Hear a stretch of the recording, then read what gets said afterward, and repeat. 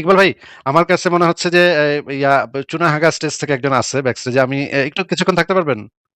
আচ্ছা, একটা সেকেন্ড দেখি আমি ভাই, এটা কটা বাজে এখন? আম, আচ্ছা, কে এটা? একটু একটু আচ্ছা ঠিক আছে ভাই, আমি আর ধরেন 5 মিনিট বাড়াইতেছি ভাই, আমার আসলে আচ্ছা, বের ঠিক আছে, হয়ে যাওয়া উচিত। ঠিক আছে। হাইজেনবার্গ আপনাকে যুক্ত করা হয়েছে, বলেন। না না, এটা তো আমাদের। না, না, না, না, না, ইকবাল ভাই, না, না, না, না। তাই হ্যাঁ, নাকি? হাইজেনবার্গ, আপনি বলেন, বলেন। হ্যাঁ, জি ভাই, ভালো আছেন?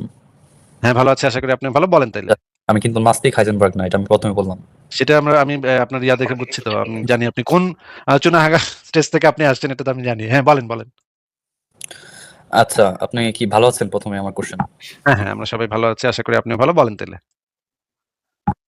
আচ্ছা, আমার একটা স্পেসিফিক কোশ্চেন ছিল আপনার প্রতি। কোশ্চেনটা হচ্ছে, মানে কোশ্চেন বলতে একটা কিছু জানতে চাই আপনার কাছে। আপনাকে কিছুদিন আগে একজন আহ, মুমিন একটা হাদিস দেখিয়েছিল, মালিক ইবনু সাসা হতে বর্ণিত একটা হাদিস। আপনার সেই হাদিসটা আপনি এই কনক্লুশনে গেছিলেন যে কাবা ঘরের হাতিবের অংশে হচ্ছে রাবি ছিল। এটা কি কি নিয়ে আলোচনাটা, কি প্রসঙ্গ নিয়ে? মিরাজের ঘটনা নিয়ে আলোচনা হচ্ছিল। মিরাজ প্রসঙ্গ নিয়ে। আচ্ছা, মিরাজ প্রসঙ্গটা নিয়ে তো তাহলে একটু আগে কথা বলে নিতে হবে। আপনি কি সরাসরি একটা হাদিসে চলে যাচ্ছেন কেন? আগে একটু আমাদেরকে বলেন যে মিরাজটা কার বাসা থেকে হয়েছিল, সেটা একটু আমাদেরকে বলেন। মিরাজ হয়েছিল হচ্ছে কাবা ঘরের হাতিমের অংশ থেকে। কাবা ঘরের হাতিমের অংশ থেকে, নাকি মোহাম্মদের নিজ বাসা, নিজ ঘরের ছাদ খুলে, নাকি উম্মে হানির ঘর থেকে? এই বিষয়টা সম্পর্কে আপনি কিভাবে নিশ্চিত হয়েছেন যে কাবা ঘরের হাতিমের অংশ থেকে?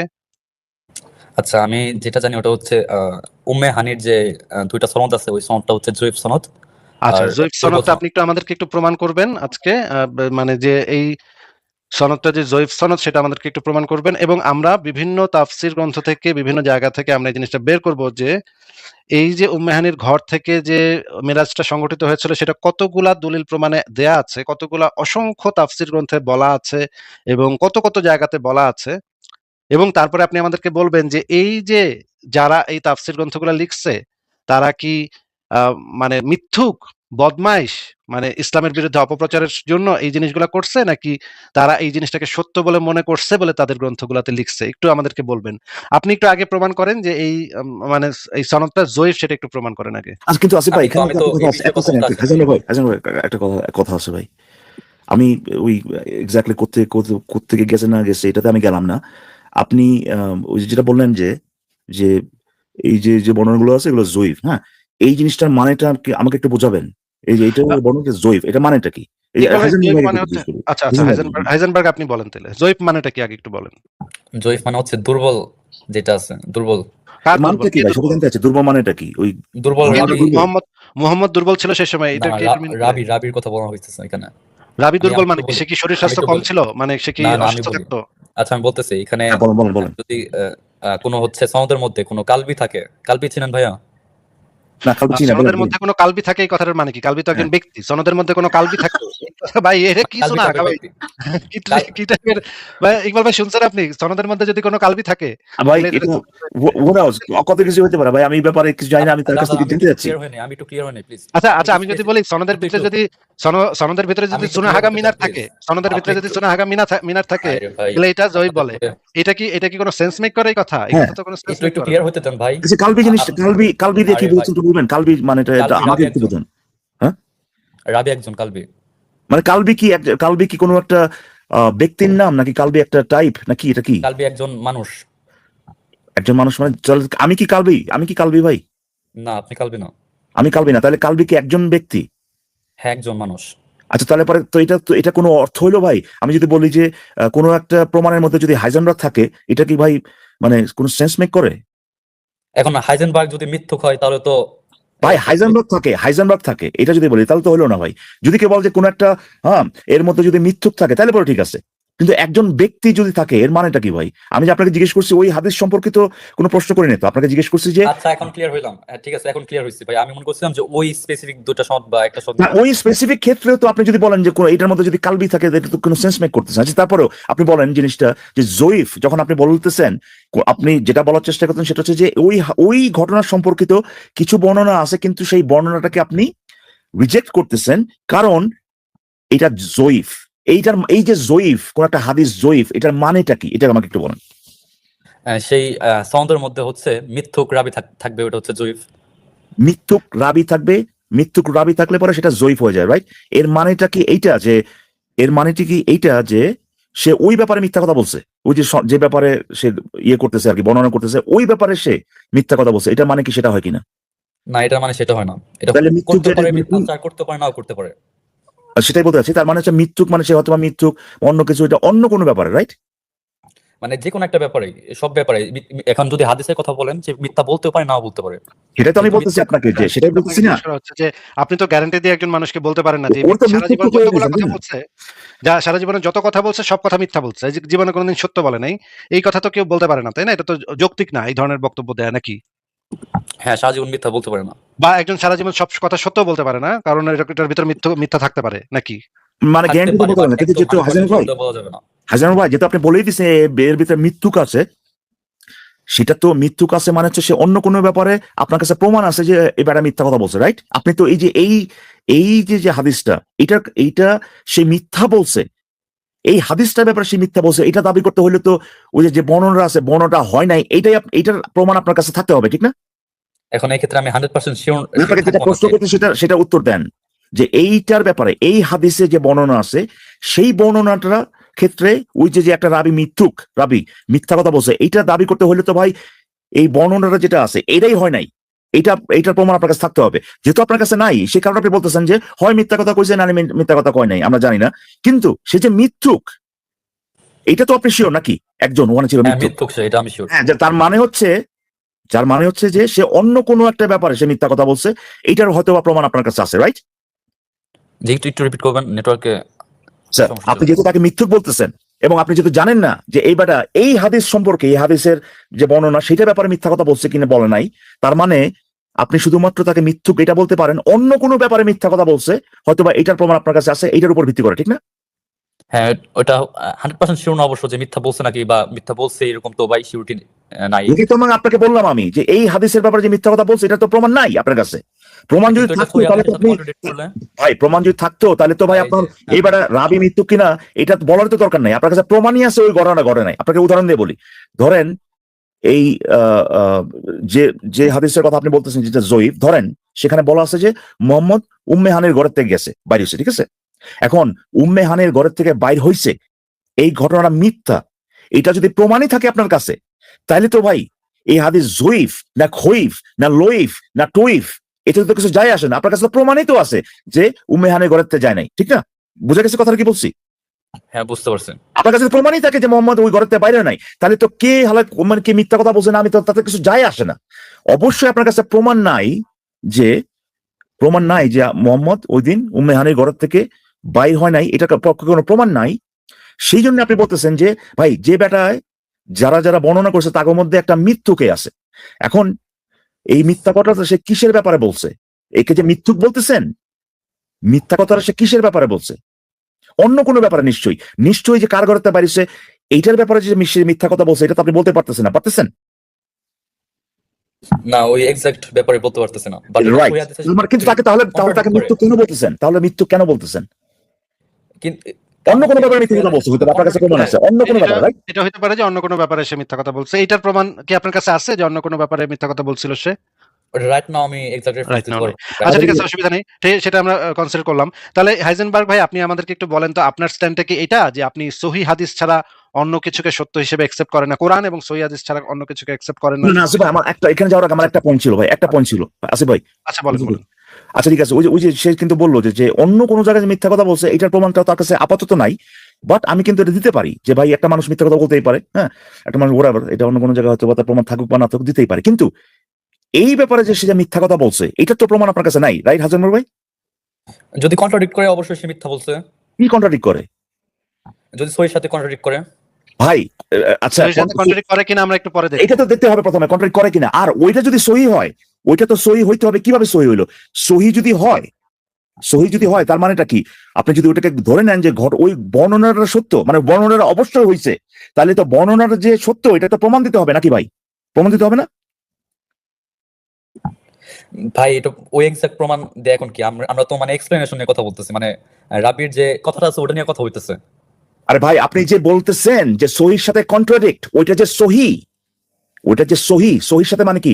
সহি হাদিসের সাথে কন্ট্রাডিক্ট করতেছে এটা বলতেছেন? হ্যাঁ, কিন্তু সহি সহি হাদিস মানে কিন্তু একই তো কথা হইলো ওখানে, যে ওখানে কয়েকটা লোক বলছে এই কারণে আপনি ধরে লইতেছেন ঘটনা ঘটছে, কিন্তু ওই ঘটনা যে ঘটছে যেটার সাথে কন্ট্রাডিক্ট করতেছে এই বর্ণনাটা, ওই ঘটনা যে আসলে ঘটছে এটার কোনো প্রমাণ আছে নাকি ভাই? প্রমাণটা হচ্ছে আপনার এইটা যে 4-5 জনে কইছে তাকে সবাই ভাই মানে খুব ভালো লোক আসলো, এটা ছাড়া আর কোনো প্রমাণ আছে আপনার কাছে? না, ওইটা স্যার প্রমাণ নাই।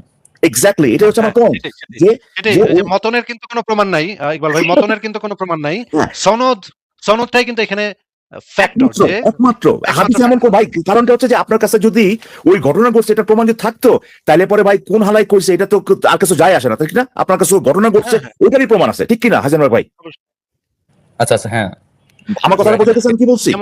যেমন ধরেন হিরোশিমা নাগাসাকিতে অ্যাটম বোমা পড়ছিল, হ্যাঁ এখন হ্যাঁ, এটা কে কইছে এটা দিয়ে আমি করুম কি ভাই? এটা তো যদি আপনার কাছে প্রমাণ থাকে, হ্যাঁ, প্রমাণ থাকলে তো প্রমাণ আছে। হ্যাঁ, প্রমাণিত আছে তাই না? এখন দেখেন, আপনি দেখেন কিসের লগে এই যে কন্ট্রাডিকশন আপনি দেখাইতেছেন, হ্যাঁ, আপনার কিন্তু দুইটা ক্ষেত্রেই কোনো প্রমাণই নাই ঘটনার ব্যাপারে। কি আছে, এক জায়গায় কয়টা লোক কইছে তারা সবাই বসে বসে মুততো, ঠিক আছে, আরেক জায়গায় একজনে হয়তো বা দাঁড়ায় মুতছে, এইটার ভিত্তিতে আপনি করতেছেন এইটা সহি আর ওইটা লোকে জয়ীফ, যেহেতু কন্ট্রাডিক্ট করে তার মানে এটা যারা হয়নি, এটা নমুনা। যারা এই বৈষম্য তাদের কথাটাই সত্য হিসেবে গ্রহণ করতে সত্য হবে। হিসেবে আসলে তো কোনো প্রমাণ নাই আছে ভাই, আজান ভাই, না, কোনো ওইভাবে প্রমাণ নাই।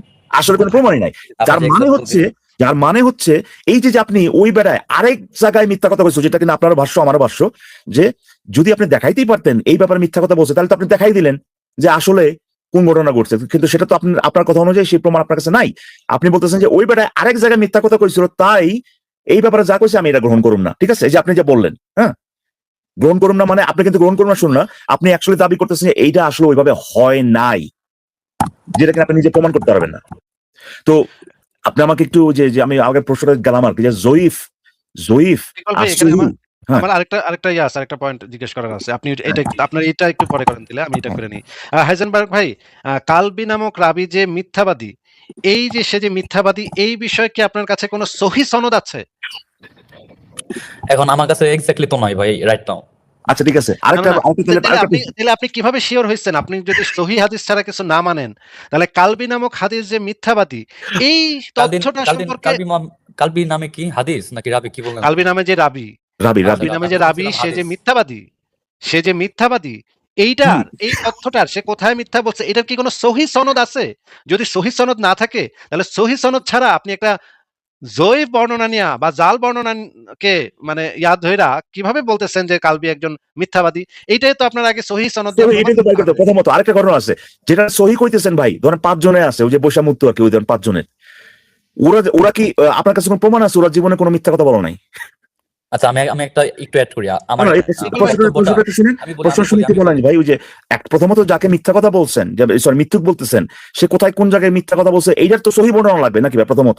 আর সেকেন্ড যে ইয়েটা মানে উল্টা দিক থেকে যাদেরকে আপনি বলতেছেন যে এরা সহি, এরা কি জীবনে কোনোদিন মিথ্যা কথা বলে নাই, এইটা আপনি দাবি করতেছেন? এরা কোনোদিন মিথ্যা বলেনি, এটারও তো সহি সনদ লাগবে ইকবাল ভাই। কারণ এরা আগে এরা দেখি হয়তো আগে দেখি দাবিটা এরা যে ওইটা কিনা মিথ্যা ভাই। কইছে সারা সারা জীবনে, ভাই এরা যে সারা জীবন মিথ্যা কইছে কি কয় নাই, এটা কারা শুনছে, তারা কারা কারে কারে কইছে, ওই প্রত্যেকটা চেইন সহি হইতে হইব, তাই না? ভাই এটাই প্রত্যেকটা ব্যক্তির সামর্থ্য হইব, তাই না? এটাই সায়েন্স অফ হাদিস ভাই। আশ্চর্য! এটা তো ভাই আমি বুঝলাম না ইকবাল ভাই, আপনি আমারে আচ্ছা হাইজেনবার্গ ভাই, আপনি আমারে বুঝান যে মনে করেন কলিমুদ্দিন রহিমরে কইছে, রহিম কুদ্দুসরে কইছে, কুদ্দুসে আক্কাসরে কইছে। এই যে চেইনটার ভিতরে যে রহিমউদ্দিন, কলিমুদ্দিন, কুদ্দুস, আক্কাস, এই চায়ের জন্য যে বয়ামুত্ত, এইটা আবার দেখছে আ আ মনে মনে করেন মোকলেস, হ্যাঁ? মোকলেস আবার দেখছে যে মোকলেস দেখছে প্রথম জনে সবসময় বসে মুততে। মোকলেসে কইছে ইদ্রিসে কইছে। এইটারও তো আবার চেইন লাগবে। এই যে তো বইয়া যে মোকলেসের বৈষম্য মুতটা দেখাটা, এটাই তো দরকার নাকি ভাই? এটারও তো সহি চেইন লাগবে। না হলে আমরা কিভাবে বুঝবো যে সে বয়ামুত্ত না খারামুত্ত? এটার তো সহি চেইন ছাড়া তো আমরা বলতে পারতেছি না। তাহলে ওইটা তো জয়ীফ হয়ে যাবে যদি এটা চেইনটা ঠিক না থাকে। তাই না ইকবাল ভাই? অ্যাবসলিউটলি, এটা হচ্ছে কথা। এটা হচ্ছে যে আপনার এই পুরো সিস্টেমটা যে কত ফালতু একটা সিস্টেম, এ কইছে ও দ্বারা মতো ও আগে অন্য জায়গায় মিথ্যা কথা। ভাই আপনি তো অবশ্যই এই জিনিসটা প্রমাণ করতে পারবেন না যে যে হাদিসগুলো আপনি সহি হিসেবে নিচ্ছেন, সেই সহি হাদিসের যে বর্ণনাকারী ওগুলো জীবনে কোনোদিন একটাও মিথ্যা কথা বলে নাই, এটা তো আপনি দেখাতে পারবেন না কোনো জায়গায়, তাই না? যে তারা কোনোদিন মিথ্যা কথা বলে না। সুতরাং এই কথাটা সত্য, কারণ এইটা প্রমাণ করতে হলে ওই যে বর্ণনা করছে এইটা যে সত্য, এইটাই আপনার প্রমাণ করতে হবে। তো ওই জায়গায় যেতে পারবেন না, ঘটনা হচ্ছে পুরো সিস্টেমটাই ফালতু। কিন্তু আমার মূল কথা হচ্ছে এইটা, যে আপনি জয়ীফ বর্ণনা দাবি করে, হ্যাঁ, যে একটা হাদিস জয়ীফ, সুতরাং এই বর্ণনাটা যেটা করা হয়েছে এটা হয় নাই, এই যে আপনার দাবিটা, ওখান তো আপনি যেতে পারেন না ভাই, যেতে পারেন? না, ওভাবে যেতে পারবো না। এক্স্যাক্টলি। তাহলে পরে ও রাইটিং দিচ্ছি। আল্লাহর ওয়াস্তে আপনার আল্লাহর ওয়াস্তে এই দাবিটা করেন না যে ওখান থেকে হয় নাই, ঠিক আছে? এই দাবিটা করেন না যে হ্যাঁ, আপনি তাহলে যেটা বললেন, হ্যাঁ জয়ীফ আর জালের ভিতরে পার্থক্য কি হাইজেনবার্গ ভাই এক্স্যাক্টলি। যদি বলতেন আমাদেরকে জয়ীফ আর জাল হাদিসের মধ্যে পার্থক্য কি? জয়ীফ হচ্ছে মিথ্যা হওয়ার একটা চান্স থাকে, বাট সত্য হইতেও পারে। আর জাল তো একদম মিথ্যা হবে, ওটা সত্য হবে। মানে ঘটনাটাই হয় নাই, রাইট? হ্যাঁ, আমি কি তাহলে পর আপনি তো জয়ীফ বলে যদি Please, জাল হাদিস এইটার বেনিফিট নেন, তাহলে কি ভাই এটা হইব? তাহলে তাহলে তো এর মিনিং আপনি ভাই যদি এইটা বলেন যে সত্য হতে পারে মিথ্যা হতে পারে, এটা বলে যদি ওইটা মিথ্যা এই বেনিফিটটা নিয়ে যদি আপনার যুক্তি খাড়া করান, তাহলে কি সেই যুক্তিটা গ্রহণযোগ্য হবে? গ্রহণযোগ্য হবে নাকি হবে না, এটা তো ভাই শোনেন। না, আপনাকে বলছি তো কিসের উপর ভিত্তি করে, আপনার তো অন্য কিছু যাওয়ার দরকার নাই। একটা জিনিস হইতে পারে, হয় নাও হইতে পারে, কিন্তু সেখানে যদি হয় নাই এইটা ধইরা, যদি আপনার কাছে কোনো প্রমাণ নাই, হয় নাই এইটা ধইরা যদি আপনি যুক্তি খাড়া করান, তাহলে সেই যুক্তি গ্রহণযোগ্য হবে না, হবে কিনা বলেন? আচ্ছা, তাহলে এর পরিপূরক কি যুক্তি আপনি দিবেন? আরে ভাই, আমার এরপরে আপনি আগে আপনাকে যে প্রশ্নটা করা হয়েছে সেটার উত্তর আপনি প্রথমে দেন। আমি কি করুম না করুম ভাই, আমি তো আমার হয়তো বা কোনো পজিশন নাও থাকতে পারি এখানে, আমরা হয়তো বা নাও বলতে পারি যে হ্যাঁ, কিন্তু আপনি যেটা বলতেছেন যে জয়ীফ, কিন্তু জয়ীফ বলে আবার বলতেছেন হয় এটা সত্যি হইতেও পারে না হইতে পারে, যদিও আমরা এই একই প্রবলেম ওই সহি যেগুলো এগুলোর ক্ষেত্রে দেখাইতে পারি, যে আপনি দেখাতে পারবেন না যে ওই হালারা যে বৈষামুক্ত সবসময়, বা যে এটা কে এরা দেখছে ও আবার দেখছে বৈষামুক্ত কিনা, এই যে আপনার সিস্টেম বাড়ি করছেন সেই সিস্টেমের প্রবলেম তো সহি যেগুলো এগুলোর মধ্যেও আছে। মূল কথা ভাই হচ্ছে এভাবে আপনার পয়েন্ট আমিও বুঝতে পারছি, আমার মনে হয় হাইজেনবার্গ ভাইও বুঝতে পারছে। এখানে মূল জিনিসটা হচ্ছে যেটা যে সহিহ হাদিস হিসেবে যে জিনিসটা আপনি আপনার কাছে হাইজেনবার্গ ভাইয়ের কাছে আছে, উনি বলতে চাচ্ছে যে যেহেতু এই ব্যক্তিদের ক্যারেক্টার সার্টিফিকেট বিভিন্ন জনের কাছ থেকে আমরা পাইছি, সেহেতু এই জিনিসটাকে মাইনে নেওয়াটা এটা হচ্ছে মোর রিলায়েবল। আর ওই ব্যক্তি সম্পর্কে ক্যারেক্টার সার্টিফিকেট একটা পাওয়া যায় নাই, বা একটা মানে খারাপ ক্যারেক্টার সার্টিফিকেট পাওয়া গেছে, এই জন্য এটা এতটা রিলায়েবল না। এই রিলায়েবল না এইটা ছাড়া তো আর কিছু নাই, আর কিছু নাই, তাই না? কিন্তু এটা যে সত্য নাকি সত্য না, কিন্তু রিলায়েবল না এটার ভিত্তিতে বলতেছে ওইভাবে হয় নাই। হ্যাঁ, এইটা হচ্ছে প্রবলেম হাইজেনবার্গ ভাই। আপনার সাথে প্রবলেমটা হচ্ছে আপনি যদি বলেন যে এটা হয় নাই, তাহলে তো ভাই প্রবলেম। আচ্ছা, এখন আমরা জালই হয়ে গেল ভাই, হয় নাই যদি দাবি গেল তো জাল হয়ে গেল হাদিসটা, জাল হয়ে যাবে। জয়ীফ হইল না। যদি এটা প্রমাণ হয় যে এটা হয় নাই, এই ধরনের ঘটনা ঘটেনি, তাহলে তো সেটা জাল হাদিস ক্যাটাগরির ভিতরে পড়বে। আচ্ছা, আমি হাদিস সম্পর্কে কিছুই জানি না, এরপরে এই ডিসটিংশনটা করতে পারি যে আপনি যদি কোন একটা হাদিসের বর্ণনাকে বলেন যে এই ঘটনাই ঘটে নাই, তাহলে তো ওইটা জয়ীফ কেমনে থাকে রে ভাই? ওটা জাল হয়ে যায়। ইকবাল ভাই, আমি এখন একটা জিনিস একটু আমাদের মানে দৃষ্টি আকর্ষণ করি, হাইজেনবার্গ ভাই একটু যদি আমাদের এই জিনিসটা একটু দেখেন। আমি এটা এআই দিয়ে এই জিনিসটা বানাইছি, ডিজাইনটা, যদিও ডিজাইনটা কতটুকু বোঝা যাচ্ছে আমি শিওর না। এই ডিজাইনটা কি দেখা যাচ্ছে? হাইজেনবার্গ, আপনি একটু বলেন তো। জি দেখা যাচ্ছে। আচ্ছা, এটা হচ্ছে কাবা ঘর, এবং কাবা ঘর থেকে উম্মে হানির ঘরটা হইতেছে অত্যন্ত কাছে। 20 এখানে আমি যদিও 40 কদম লিখছি, অনেক বাড়ায় লিখছি। পুরাটা মিলায় আমি 40 কদম লিখছি, কিন্তু এখানে দূরত্ব হচ্ছে 20 থেকে 25 কদম। 20 থেকে 25 একটা কদম রেফারেন্স দেখালে আমি মানে শিওর হতে পারতাম একদম যে দেখাবো। এই দুইটার মধ্যে একটা সহিহ হাদিসের ভিতরে আছে যে উম্মে হানি তার বাসার ছাদের উপরে বইসা মানে মুহাম্মদ কাবা শরীফের ভিতরে বইসা মানে করতো, মানে কোরআন তিলাওয়াত করতো, এখানে বইসা সে শুনতো। এখন আমরা সরাসরি সৌদি আরবের মক্কার ইসে চলে যাই। দেখেন একটু, যে এটা হচ্ছে যারা হচ্ছে হজ করে তাদের একজনের ভিডিও, সে এক্সপ্লেইন করবে যে কতটুকু দূরে কি আছে, সেটা একটু দেখাবে। দেখেন আমি ভিডিওটা ছাড়তেছি, দেখেন। আসসালামু আলাইকুম ওয়া রাহমাতুল্লাহি ওয়া বারাকাতুহু। আলহামদুলিল্লাহ, আমরা এখন অবস্থান করছি মক্কা শরীফের মসজিদে হারামের 1 নম্বর gate, king Abdul Aziz gate. আপনারা লেখা দেখতে পাচ্ছেন কিং আব্দুল আজিজ গেট। এদিকে যদি সরাসরি প্রবেশ করি তোয়াফের জায়গায় নামার সময় আমরা হাতের বামে একটি ঐতিহাসিক জায়গা, একটি ঐতিহাসিক স্থানের সাথে আজকে আপনাদেরকে পরিচয় করিয়ে দেব ইনশাআল্লাহ। কাবা শরীফ দেখতে পাচ্ছেন, হাজী সাহেবরা অনেকে নামাজরত রয়েছেন, অনেকে বিভিন্ন কোরআন তেলাওয়াত, বিভিন্ন ইবাদতে মশগুল রয়েছেন। এই সিঁড়ি, কিং আব্দুল আজিজ গেটের সিঁড়ি দিয়ে যদি তোয়াফের জায়গায় নামার সময় বাম দিকে আমরা খেয়াল করব, এটি গোলাপি কালারের পিলার চোখে দৃষ্টিতে পড়বে। এই সিঁড়ি দিয়ে নামার সময় হাতের বাম দিকে খেয়াল করব, যে জায়গাটাকে উম্মে হানি হিসাবে আমরা সবাই জানি। আজকে সেই জায়গাটি আপনাদেরকে দেখাবো ইনশাআল্লাহ। গোলাপি পিলারটা খেয়াল করতেছেন? সামনে আপনারা খেয়াল করবেন একটি পিলার গোলাপি বর্ণের, হ্যাঁ, এই যে বাম দিকে স্ক্রিনের এই যে এখন আউট অফ যার মধ্যে দুটি বেষ্টনী দেওয়া রয়েছে। স্ক্রিন আসলো। এইখানেই মূলত উম্মে হানি রাদিয়াল্লাহু আনহার ঘর। উম্মে হানি ছিলেন হুজুর আকরাম সাল্লাল্লাহু আলাইহি সাল্লামের চাচাতো বোন আবু তালেবের বড় কন্যা। উম্মে হানি ঈমান আনার পরে ওনার স্বামী ওনাকে ছেড়ে চলে যান। এইখানে উনি বসবাস করেন। ওনার ঘরে থাকতেন ওনার দুই ভাই হযরত আলী রাদিয়াল্লাহু আনহু এবং হযরত জাফর রাদিয়াল্লাহু আনহু। এই যে দেখেন উম্মে হানির আল্লাহর নবী ঘরটা এই জায়গাটা হযরত ছিল। খাদিজা রাদিয়াল্লাহু আনহা। আমরা আপনাদেরকে পিলারটা দেখানোর চেষ্টা করছি। এই যে সামনে সরাসরি। আচ্ছা, আমরা দেখলাম যে কাবা ঘরের একদম কাছে, মানে হাঁটা পথ 20 থেকে 25 কদম হাঁটলেই উম্মে হানির ঘর, নাকি ভাই? হ্যাঁ, কিন্তু ওখানে কথাটাকে তো মানে রেফারেন্স হিসেবে নেওয়া যাবে না। আপনি একটা হাদিস দেখান বা এমন কিছু একটা দেখান। কথাটাকে মানে মানে তার যে ভিডিওটা দেখাইছে বা তার যে কথাটা আছে ওটাকে তো আমি রেফারেন্স হিসেবে এখন আমি গ্রহণ এই করতে এই পারবো না। এই স্তম্ভটাকে উম্মাহানির মানে ঘর হিসেবেই সৌদি সরকার দ্বারা সত্যায়িত, এটা যে এই স্তম্ভটা হইতেছে উম্মাহানির ঘর ছিল, সৌদি সরকার দ্বারা এটা সত্যায়িত, এটা তো এই ব্যক্তি আচ্ছা, আপনার বলতেছে আপনার না। পয়েন্টটা বলেন। আচ্ছা, আপনার পয়েন্টটা বলেন। এটা আচ্ছা ঠিক আছে, আমরা আপনাকে হজের গাইড দেখাচ্ছি। হজের গাইড কি আপনি পড়ছেন? হজে গেছেন এখন পর্যন্ত? না, আমি মুফতি মাসুদের মতো এত হাজি মানুষ না। আচ্ছা, আমরা এই যে হজে গেলে এই বাংলা বইটা দেয়, হ্যাঁ, প্রত্যেক ব্যক্তিকে বাংলা এই বইটা দেয়। এই যে এখানে দেখেন গবেষণা ডক্টর মঞ্জুর এলাহি, ওনার নাম আপনি শুনছেন? ডক্টর মঞ্জুর এলাহিকে হ্যাঁ, নাম শুনছি, অনেক সময় শুনছি। বাংলাদেশের সবচেয়ে বড় মানে স্কলারদের ভিতরে একজন, মদিনা হ্যাঁ, হ্যাঁ। বিশ্ববিদ্যালয় থেকে মানে পিএইচডি করছে উনি। উনি এটার ভিতরে সম্পর্কিত ছিলেন। এইখানে এই হজ গাইডের ভিতরে এখানে কি লেখা আছে একটু যদি পড়তেন। কোন জায়গা থেকে, যে রেড মার্ক করা? রেড মার্ক করা, হ্যাঁ। আচ্ছা, পবিত্র সেই সত্তা যিনি তার বান্দাকে মসজিদুল হারাম থেকে মসজিদুল আকসায় রাতের বেলায় নিয়ে গেলেন, যার চারপাশ আমি করেছি বরকতময়। ইতিহাসবিদদের মতানুসারে রাসূলুল্লাহ সাল্লাল্লাহু আলাইহি ওয়াসাল্লামকে উম্মে হানির ঘরের এখান থেকে ইসরা ও মেরাজের জন্য নিয়ে যাওয়া হয়েছে।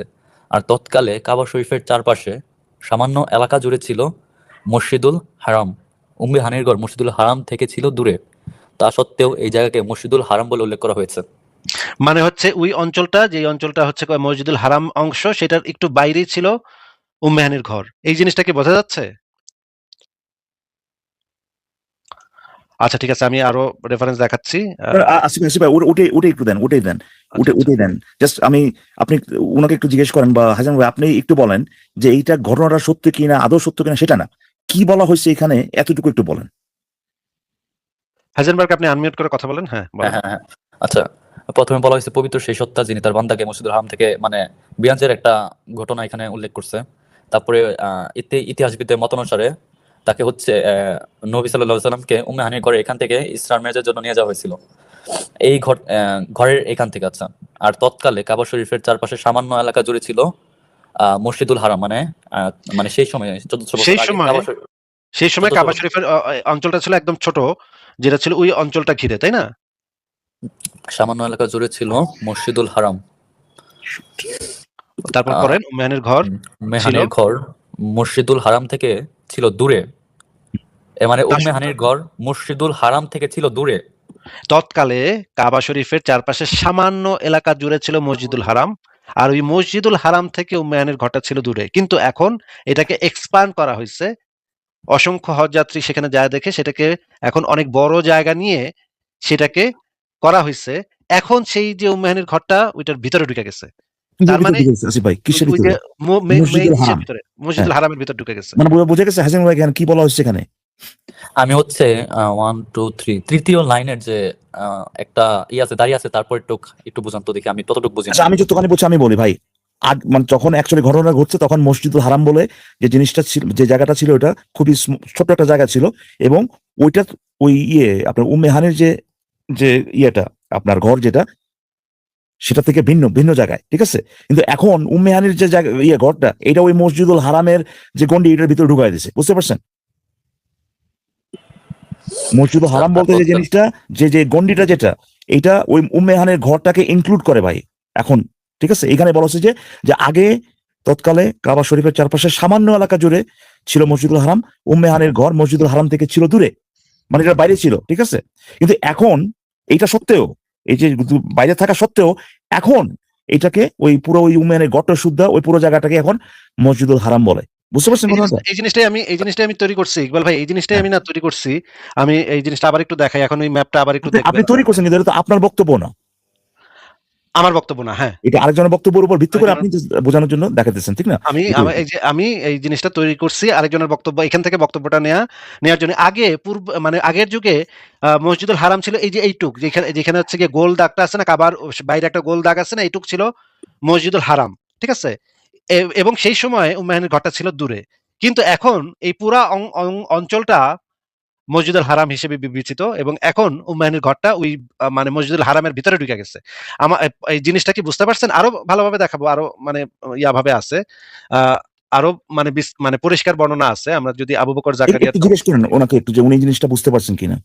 আচ্ছা, ঠিক আছে, আমি বুঝতে পারছি। যেটা হচ্ছে মানে আগে এরিয়াটা ছোট ছিল মসজিদুল হারামের, এখন না, এটা ইমপ্লিকেশনটা কিন্তু এটা না, ইমপ্লিকেশনটা এটা না, যেহেতু উম্মে হানির ঘরটা এখন মসজিদুল হারাম যেটা, এইটার ভিতরে ইনক্লুডেড এখন, ঠিক আছে? এখন যদি কেউ বলে যে ভাই এটা তো উম্মে হানির ঘর থেকে তো হয় নাই, কিন্তু পরিষ্কার লেখা আছে ভাই মসজিদুল হারাম থেকে এই জায়গাটা এই জিনিসটা হয়েছে, তাতে কি প্রমাণ হয় যে আচ্ছা, মসজিদুল হারাম যে মানে মানে আরো বড় হয়েছে, ওটার রেফারেন্সটা কি একটু আরে ক্লিয়ার বাবা করা ওটা তো যায়? একটু আগে দেখাইলো আপনারে, একটু ক্লিয়ার আগে করা একটু যায়, ওটা একটু বলতেছি আরো ভাই ক্লিয়ারলি। একটু সেটা তো আগে যে ওই যে হাদিসের গাইড বুক ছিল। থেকে সরি যে হজের গাইড বুক থেকে আপনার দেখালো না মানে এটা কি না, আসিমউদ্দিনের লেখা কথা?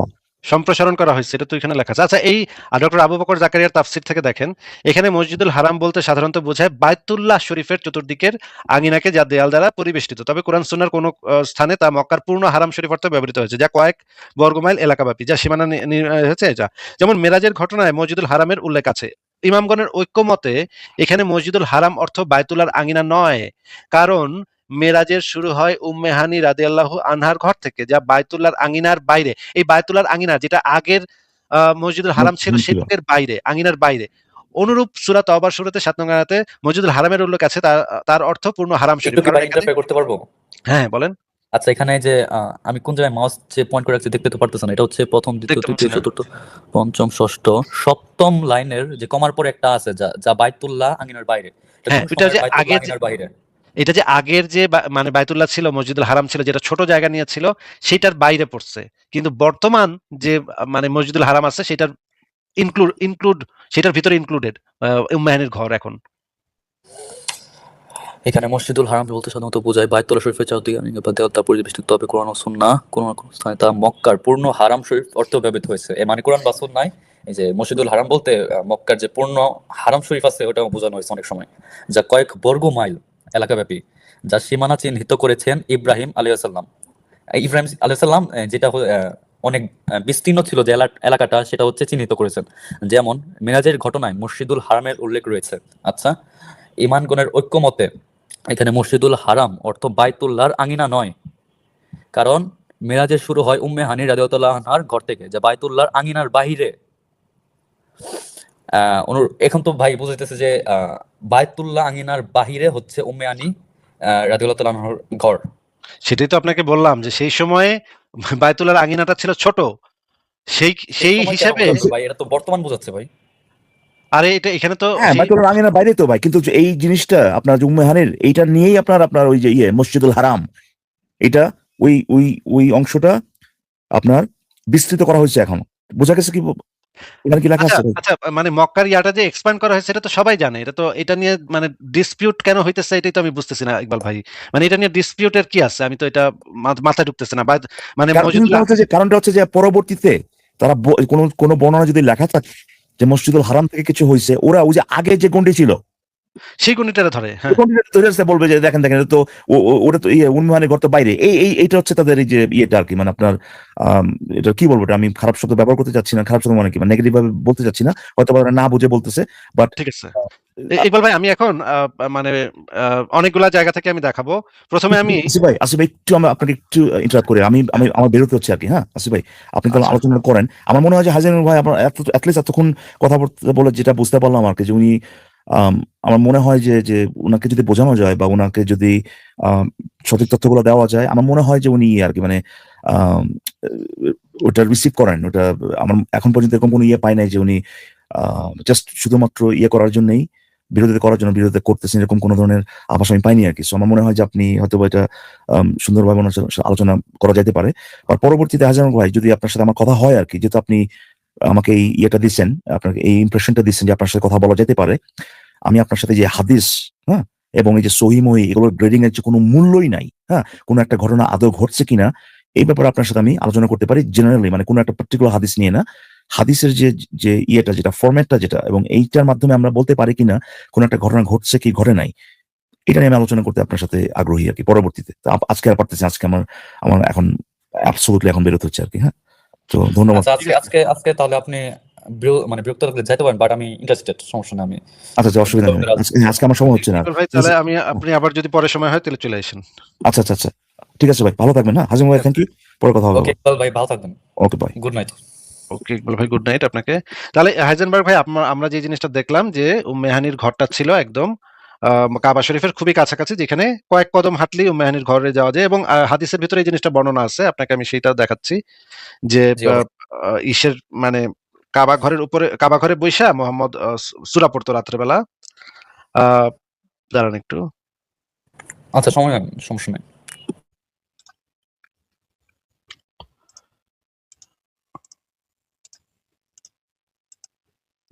এটা হচ্ছে একটা হাদিস, এটা হচ্ছে একটা সহিহ হাদিস, হাসান হাদিস, সুনান ইবনে মাজাহ। এখানে যে জিনিসটা বলা আছে, উম্মে হানি বিনতে আবু তালিব থেকে বর্ণিত। তিনি বলেন, আমি আমার ঘরের ছাদে, মানে উম্মে হানি তার ঘরের ছাদে শোয়া অবস্থায় নবী সাল্লাল্লাহু আলাইহি সাল্লামের রাতের কিরাত শুনতে পেলাম। মানে হচ্ছে নবী তো কোথায় বসে মানে কিরাত পড়তো ভাই? আচ্ছা, আমি একটু পড়ি হাদিসটা, আমি একটু হ্যাঁ, পড়ি। কি লিখছে এটা? উম্মু হানি বিনতে আবু তালিব রাদিয়াল্লাহু থেকে বর্ণিত, মানে উম্মে হানি নিজেই বর্ণনা করছে। তিনি বলেন, আমি আমার ঘরের ছাদে শোয়া অবস্থায় নবী সাল্লাল্লাহু আলাইহি সাল্লামের রাতের কিরাত শুনতে পেতাম। কোন জায়গা থেকে শুনতে পেত? উম্মে হানি তার ঘরের ছাদে শোয়া অবস্থায় শুয়ে শুয়ে নবীর রাতের কিরাত শুনতে পেত। কোন জায়গা থেকে ভাই শুনতে পেত? এটা কি বলা আছে? আচ্ছা, আমি একটু পড়ি কি বলা আছে। তিনি বলেন, মানে হচ্ছে উম্মে হানি রাদিয়াল্লাহু তাআলা বলেন, আমি আমার ঘরের ছাদে, মানে তার ঘরের ছাদে শোয়া অবস্থায় নবী সাল্লাল্লাহু আলাইহি ওয়াসাল্লামের রাতের কিরাআত শুনতে পেলাম। এখন ভাই কোন জায়গা থেকে শুনতে পেলো? এটা কি ভাই ওই যে কাবা ঘর থেকে শুনতে পাইছে, নাকি ভাই অন্য জায়গা থেকে শুনতে পাইছে, তার কাছে শুনতে পাইছে? এটা তো ভাই বলা নাই। এটা তো, এটা যদি আপনি ব্যাখ্যা গ্রন্থগুলো পড়েন তাহলে আপনি দেখবেন সেখানে যে মোহাম্মদ কাবা শরীফের পাশে গিয়ে সেখানে কোরআন শরীফ পাঠ করত। এটা আপনি জানেন না? এটা তো মানে খুবই ভাই এটা কিন্তু অবভিয়াস। এখানে তো বলা নাই যে এই যে কাবা শরীফ থেকে শুনতে পেয়েছে সে। এটা তো ভাই আমি অ্যাকসেপ্ট করতে পারতেছি না যে কাবা ঘর থেকে শুনতে পাইছে। তাহলে এই জিনিসটা তো খুবই অবভিয়াস যে মোহাম্মদ যখন ওমর যখন ইসলাম গ্রহণ করে তখন মোহাম্মদ, আচ্ছা সেই জিনিসটা আমি আপনাকে পরে প্রমাণ করে দেখাবো যে ওমর ইসলাম গ্রহণ করার পরে মুহাম্মদ এবং তার সঙ্গী সাথীরা কাবা ঘরে গিয়ে নামাজ পড়তো এবং কাবা ঘরে গিয়া কিরাত পড়তো, কোরআন তেলাওয়াত করতো। সেটা আমি পরে আপনাকে প্রমাণ করে দেখাবো। আর আপাতত আরেকটা তো আমি কথা এটা ভাই। দেখাইলাম। আপাতত তো আমি এটা দেখাইলাম যে আচ্ছা, উম্মে হানির ঘর এবং কাবা শরীফ খুব কাছাকাছি ছিল। এই জিনিসটা তো আপনি ক্লিয়ার হইছে নাকি?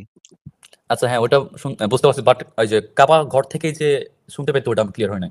না, এটা আমি আপনাকে পরে দেখাবো তাহলে বের করে। এটার জন্য আলাদা প্রমাণাদি লাগবে যে ওই আমি আপনাকে সিরাত থেকে বের করে দেখাবো যে ওমরের ইসলাম গ্রহণ করার পরে পরের থেকে মোহাম্মদ কাবা ঘরে গিয়ে সাহস করতো যে কাবা ঘরে গিয়ে রাতের বেলা কোরআন তেলাওয়াত করতো এবং দিনের বেলা সেখানে গিয়ে দিনে রাতে সবসময় নামাজ আদায় করতো এবং রাতের বেলা কোরআন তেলাওয়াত করতো। সেটা আমি পরে দেখাবো আপনাকে। আপাতত আপনি আচ্ছা, একটা এই একটা জায়গা, মানে কোশ্চেন কি করতে পারি ছোট, মানে হ্যাঁ, হ্যাঁ করেন। 10 সেকেন্ড। আমি কি আপনাকে একবার মানে কোনো গালিগালাজ করছি বা দুর্ব্যবহার করছি ভাই?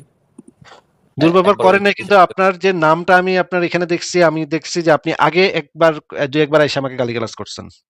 আচ্ছা, আমি আমি নাকি আপনাকে গালি, এটা কোনো কথা হইলো ভাইয়া? আমি নিশ্চিত আমার মানে মেমোরি যথেষ্ট ভালো। আমি মানে খুব ভালো মনে রাখতে পারি। আমি নিশ্চিত যে আপনার এই আপনি নাম ভুল যে জিনিস মনে ইউটিউব, রাখছেন ভাই। আমি হ্যাঁ? কোনোদিনও কোনো নাস্তিককে এসে গালি করি নাই। ইভেন আমি আগে হচ্ছে নিজে একটা সংশয়বাদী ছিলাম, ইসলামের বাইরে আমি ছিলাম ভাই। আমি নিজে এসে আমি ইসলামকে সমালোচনা করছি। আমি আপনাকে তো কোনোদিনও গালি দিই নাই ভাই। আমি এই বিষয়ে মানে মানে মোটামুটি সিওর, কিন্তু এখন আমি আপনাকে বের করে দেখাতে পারবো না কোথায় আপনি গালি দিছিলেন, কিন্তু আমি এটা মোটামুটি সিওর। যাই হোক, ওইটা বাদ দেন। আপনাকে যে জিনিসটা দেখাচ্ছি সেখানে আমরা আচ্ছা, এই আসি। কনভারসেশনে কি গালি দিছিলাম? ওটার অ্যান্সারটা দিলে না, ভালো হতো। এই কনভারসেশনে গালি দেন নাই। আচ্ছা আচ্ছা, কিন্তু ভাই নাস্তিকরা আমার গালি দেওয়া শুরু করছে কমেন্ট বক্সে যে আমি নাকি দুর্ব্যবহার করতেছি। আচ্ছা, যেটাই হোক, আচ্ছা, সমস্যা নেই। কমেন্ট তো আমি কন্ট্রোল করতে পারবো না। কমেন্ট তো ভাই যে মানে ইয়া করবে সেই সেটা দায় দায়িত্ব নিবে। আমরা এখন একটু শুরু থেকে একটু শুরু করি যে উম্মে হানির সাথে যে মোহাম্মদের একটা বাল্যকালের একটা প্রেম ছিল, এটা তো আপনি জানেন নাকি? না, জানি না। আচ্ছা, তাহলে আমরা একটু দেখি যে এখানে বাল্যকাল কি এটা হচ্ছে কোন সময়? মানে মানে 10 8 বছর? হ্যাঁ, মোহাম্মদ বলেন তো বলেন। চাচা আবু তালিবের ঘরে ছোটবেলায় যখন তার দাদা মারা যায়, তার দাদা মারা যাওয়ার পর তো আবু তালিবের ঘরে গিয়ে উঠলো, তাই না? হ্যাঁ হ্যাঁ, এটাই উঠছে তার আর উম্মে কি হানি কে ছিল? চাচার ঘরে। জি জি। উম্মে হানিতে কে ছিল? উম্মে হানি কাজিন ছিল তার। ওই আবু তালিবের মেয়ে যার ঘরে গিয়ে মোহাম্মদ আশ্রিত হয়েছিল, সেই হ্যাঁ মানে চাচা, সেই চাচার মেয়ে ছিল উম্মে হানি নাকি? হ্যাঁ হ্যাঁ, তার কাজিন ছিল তার মোহাম্মদ মা- সাল্লাল্লাহু আলাইহি সাল্লামের। তার মানে ছোটবেলা থেকে তো মেলামেশা হইতেছে নাকি? হইতে পারে, হ্যাঁ। এটা তো খুবই অবভিয়াস যে এক বাসায় যারা যারা থাকে, সেই বাসার যে মালিকের যে মেয়ে এবং যে মানে আশ্রিত যে ছেলে, তাদের ভিতরে কথাবার্তা হবে, মেলামেশা হবে। এটাই তো খুবই অবভিয়াস, তাই না? হ্যাঁ, এরকমই মানে অবভিয়াস বেশিরভাগ ক্ষেত্রে এটাই হয়। বেশিরভাগ ক্ষেত্রে এটাই হয়। ঠিক আছে। তাহলে আমরা এখন উম্মে হানির বর্ণনাটা একটু পড়ি। এই বর্ণনাটা আমি দেখাচ্ছি আসমাউল রিজাল গ্রন্থ থেকে। এটা খুবই মানে গুরুত্বপূর্ণ একটা গ্রন্থ। এই বাংলায় অনুবাদ করছে মুফতি মোহাম্মদ গোলাম রাব্বানী ভূঁইয়া। এখানে যে জিনিসটা লেখা আছে, আপনি একটু আমাদেরকে পড়ে শোনান যে এখানে কি লেখা আছে, এটা একটু পড়ে শোনান। কোন জায়গায় লেখা আছে, কি লেখা আছে, মানে এই কোন যে অংশটা? উম্মে হানি বিনতে আবু তালিবের বর্ণনা দেওয়া আছে, সেখানে আচ্ছা আপনি পড়ে শোনান যে এখানে কি লেখা আছে। আচ্ছা, উপরে মনে হয় একটা লাইন ছিল। আচ্ছা, নাম আহ, খা ফাখতা তো বা এত হিন্দ। পড়তে এত পড়তে সময় বেশি লাগবে ভাই, আপনি দ্রুত এই যে এই অংশটুকু পড়েন। আচ্ছা, তার ঘরে রাসূলুল্লাহ সাল্লাল্লাহু আলাইহি সাল্লামের অবস্থান। মক্কা বিজয়ের সময় রাসূলুল্লাহ সাল্লাল্লাহু আলাইহি ওয়াসাল্লাম উম্মে হানির ঘরে অবস্থান করে গোসল করেন এবং চাস্তের নামাজ আদায় করেন। আচ্ছা, নামাজ আচ্ছা, উপরে এই জিনিসটা কিন্তু মনে রাখেন, হ্যাঁ? মক্কা বিজয়ের সময় রাসূলুল্লাহ সাল্লাল্লাহু আলাইহি ওয়াসাল্লাম উম্মে হানির ঘরে অবস্থান করে গোসল করেন এবং চাষতের নামাজ আদায় করেন। এই জিনিসটা একটু মনে রাখেন, ঠিক আছে? কারণ এটা পরে কাজে লাগবে আমাদের, হ্যাঁ? ওকে, অলরাইট। আচ্ছা, শিহাবে, আচ্ছা, আচ্ছা, ঠিক আছে। এবার বিবাহ বর্ণনাটা পড়েন। নবুয়তের পূর্বে মানে 40 বছর নবুয়তের পূর্বে রাসূলুল্লাহ সাল্লাল্লাহু আলাইহি সাল্লাম তাকে বিবাহের প্রস্তাব দিয়েছিলেন, কিন্তু তখন আবু তালেব হুবাইবা ইবনে আবু ওয়াহাব মাখজুমির সঙ্গে তার বিবাহ দেন। মাখজুমি কি আবু তালেবের মেয়ের জামাই নাকি? এই মাকজুমের সাথে পরে বিয়ে দিল আরকি আবু তালিব আচ্ছা, আচ্ছা, কাকে বিয়ে মানে তার উম্মে মেয়েকে হানিকে। বিয়ে দেয়? উম্মে আচ্ছা, হানিকে, হ্যাঁ। মক্কা বিজয়ের পর তার স্বামী হুবাইবা আহ, ইসলাম গ্রহণ না করে পালিয়ে যান। আচ্ছা, আচ্ছা। Wait, wait. তখন এটা একটু মনে রাখেন। মক্কা বিজয়ের দিন কি হইল? মক্কা বিজয়ের দিন উম্মে হানির স্বামী মক্কা বাসা বিজয়ের থেকে পর পালায় পর গেল। মক্কা বিজয়ের পর মানে মক্কা বিজয়ের দিনই, মক্কা বিজয়ের পর না। পর হইলে সে মরে যেত মুহাম্মদের বাহিনীর হাতে। মক্কা বিজয়ের আগেই, মক্কা বিজয়ের আগের দিন তার স্বামী হ্যাঁ, পালায় যায়। এটা আমি আপনাকে পরে বের করে দেখাবো। মক্কা বিজয়ের আগের দিনই মানে এই উম্মে হানির স্বামী যখন জানতে পারে মুহাম্মদের বাহিনী মক্কার দিকে আসতেছে, তখনই সে পালায় যায় সেখান থেকে। সেটা আমি পরে দেখাবো আপনাকে। এখানে যদিও বলা আছে মক্কা বিজয়ের পর, কিন্তু এটা পর না, আসলে মক্কা বিজয়ের পূর্ব মুহূর্তেই তার স্বামী এখান থেকে পালায় যায়। এর মানে কি এখানে আ একটা ত্রুটি আছে মানে বর্ণনার ক্ষেত্রে এখানে? বর্ণনার ক্ষেত্রে না, এটা বর্ণনার ক্ষেত্রে সে হয়তো এই জিনিসটাই বোঝানোর জন্য এটা লিখছে মক্কা বিজয়ের পর তার স্বামী, কিন্তু এটার অরিজিনাল মিনিংটা হবে মক্কা বিজয়ের আগের মুহূর্তেই বা আগের রাতেই তার স্বামী পালায় যায়। এর এটা মানে এটার পর অরিজিনাল শব্দটাতে মিনিং। একটা মানে ত্রুটি আছে, এটা তো মানে আসলো, তাই না? এটা হয়তো ত্রুটি আছে, কিন্তু আমার মনে হয় লেখক এইটাই বুঝাইছে এটা দ্বারা। লেখক আচ্ছা, মানে হ্যাঁ, আচ্ছা, লেখকের মাথায় হয়তো ঠিকই ছিল, কিন্তু সে হয়তো এখানে পর লিখছে। এটা কোনো মেজর ত্রুটি বলে আমার কাছে মনে হচ্ছে না। ঠিক আছে, এবার আমরা আচ্ছা, আসহাবে রাসূলের আচ্ছা, জীবন হ্যাঁ। কথা গ্রন্থটা থেকে দেখি যে এখানে কি লেখা আছে। একটু পড়েন তো ভাই। যেমন রাসূল প্রেসিডেন্ট আপন হিম নবুয়ত প্রাপ্তির পূর্বে চাচা আবু তালিবের নিকট উম্মে হানির বিয়ের পয়গাম পাঠান। এটা আগে পড়ছিলাম। একই সঙ্গে হুবাইরা ইবনু আমর ইবনু ইব আল মাখজুমিও পাঠান। চাচা হুবাইরার প্রস্তাব গ্রহণ করে উম্মু হানিকে তার সঙ্গে বিয়ে দেন। সরি, নবী সাল্লাল্লাহু আলাইহি ওয়াসাল্লাম বললেন, চাচা আমার প্রস্তাব প্রত্যাখ্যান করে হুবাইবার সাথে তার বিয়ে দিলেন। চাচা বললেন, ভাতিজা, আমরা তার সাথে বৈবাহিক সম্পর্ক করেছি। সম্মানীয়দের সমকক্ষ সম্মানীয়রাই হয়ে থাকে। এতটুকু টুকু বর্ণনা। তার এর অতিরিক্ত কোনো কথা কোনো বর্ণনায় পাওয়া যায় না। তবে হুবাইবা ইবনে আমরের সাথে তার বিয়ে হয়েছিল সে কথা ভিন্নভাবে জানা যায়। আচ্ছা, আপনি আমাদেরকে একটু বুঝান তো এখানে যে কনভারসেশনটা হইলো চাচার সাথে নবীর। হ্যাঁ, কনভারসেশনটা পড়ে আপনার কাছে কি মনে হচ্ছে যে ঘটনাটা কেমন ঘটছিল? আচ্ছা, মানে এই বর্ণনা অনুসারে মানে যেটা হয়েছিল ওটা হচ্ছে আহ, মহানবী হযরত মুহাম্মদ সাল্লাল্লাহু আলাইহি ওয়াসাল্লাম আর হুবাইবিয়া নাকি এমন একটা ছেলে, দুজনে হচ্ছে উম্মে হানির বাবা মানে আবু তালেব যে আছে তাকে হচ্ছে বিয়ের প্রস্তাব দেন তার মেয়েকে। এখন মহানবী সাল্লাল্লাহু আলাইহি সাল্লামের বিয়ের প্রস্তাব ওটা হচ্ছে প্রত্যাখ্যান করে বা ওটা গ্রহণ না করে হচ্ছে আরেকটা যে ছেলে ছিল তার সাথে নিজে মেয়ের বিয়ে দেন। তারপরে হচ্ছে মহানবী সাল্লাল্লাহু আলাইহি সাল্লাম বলেন যে চাচাকে বলেন যে চাচা আমার সাথে বিয়ে না দিলে কি দিয়ে তার সাথে বিয়ে দিলেন, মানে ওই এটা তো ছেলের এটা সাথে। তো এটা তো একটু হতাশার কথা। এটা তো মনে হচ্ছে যে কথাটা শুনে মনে হচ্ছে যে সে একটু হতাশ। তার তো বিয়ে করার খায়েশ ছিল মেহানিকে নাকি? আর যেটাই হোক এটা ওটা ওটা না, না, আমি তারপরে যেটাই হোক না, এটা এটা একটা ইম্পোর্টেন্ট পয়েন্ট। যেটাই হোক না। মুহাম্মদের তো মেহানিকে বিয়ে করার একটা খায়েশ ছিল, একটা ইচ্ছা ছিল। কিন্তু সে বিয়েটা করতে পারল না, তাই না? হ্যাঁ, অবশ্যই আগে যেহেতু প্রস্তাব দিছেন অবশ্যই ইচ্ছা ছিল, যেহেতু প্রস্তাব ইচ্ছা ছিল, দিছেন। ইচ্ছা ছিল, খায়েশটা ছিল, কিন্তু চাচা রিফিউজ করছে দেখে করতে পারল না। এবং তার কথাটা যে চাচা আমার প্রস্তাব প্রত্যাখ্যান করে হুবাইরার সাথে বিয়ে দিলেন, এই কথাটা থেকে তো তার হতাশা বোঝা যাচ্ছে নাকি? হ্যাঁ, হতাশা এরকম কিছু একটা মিন করতেছে।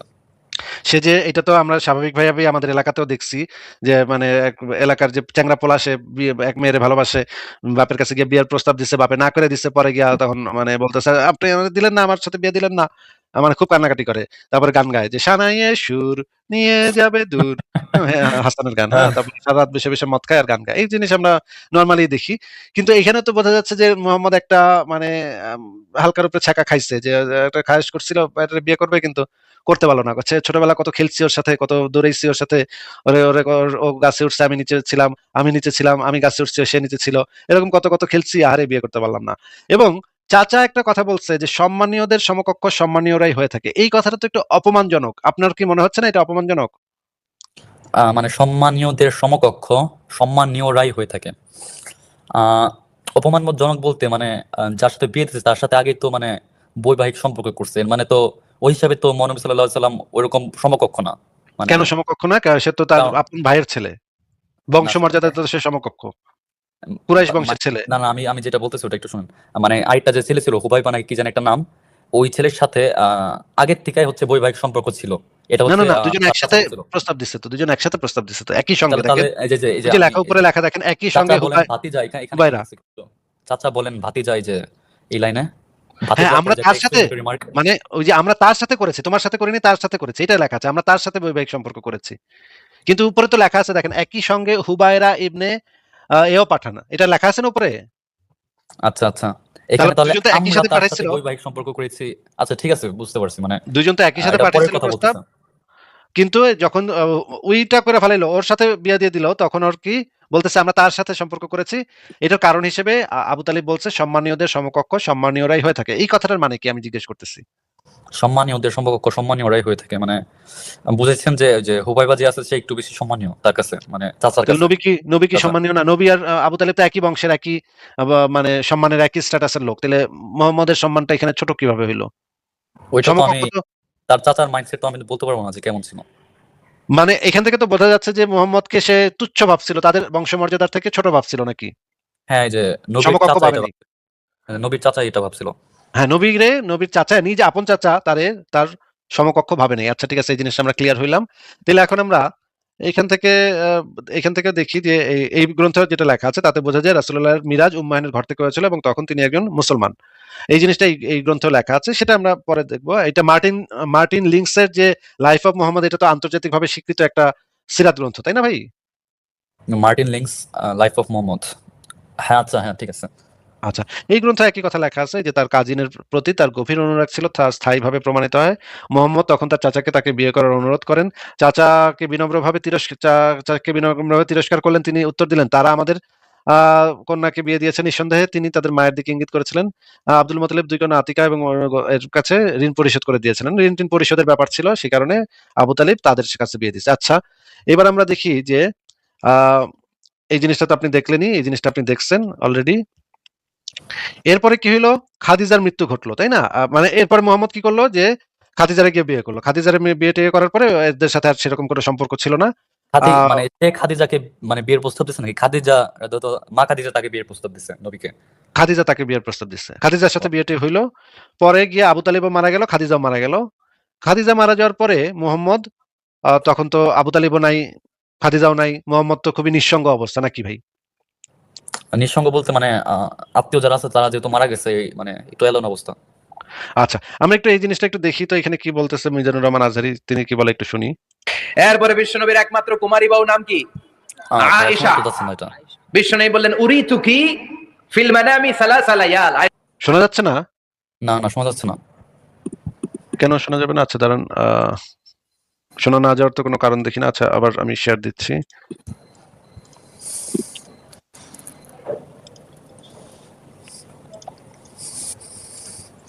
আচ্ছা, আবার আমি চালাচ্ছি, দেখি শোনা যায় নাকি এবার। আয়েশা, বিয়ের আগে তোরে কিন্তু আমি 3 বার স্বপ্নে দেখছিলাম। এখন শোনা যায়? মজা করবেন না? না, একই অবস্থা, শোনা যাচ্ছে না ভাই। কি বলেন, শোনা যাবে না? এখন আমার নেটওয়ার্কে কোনো সমস্যা হলো নাকি? এই যে চ্যাটে লিখতেছে যে তারা নাকি শুনতে পাচ্ছে এখন। সরি, আমি এটা শুনতে পাচ্ছি না। একটু অন্য একটা ভিডিও প্লে করেন দেখি, ওটা শোনা যায় নাকি প্লিজ।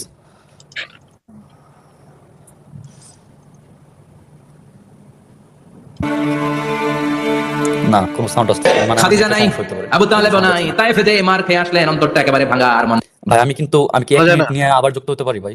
হ্যাঁ, তাহলে যুক্ত হন। ঠিক আছে, আচ্ছা, এক মিনিট ভাই। ঠিক আছে। আপনার মনে হয় আমি তো পুরো ক্লিয়ার শুনতেছি, এখানে তো কোনো মানে পাচ্ছি না, কোনো সমস্যা পাচ্ছি না শব্দ শুনতে। দেখি উনি আবার যুক্ত হইল নাকি, আবার যুক্ত করতেছি।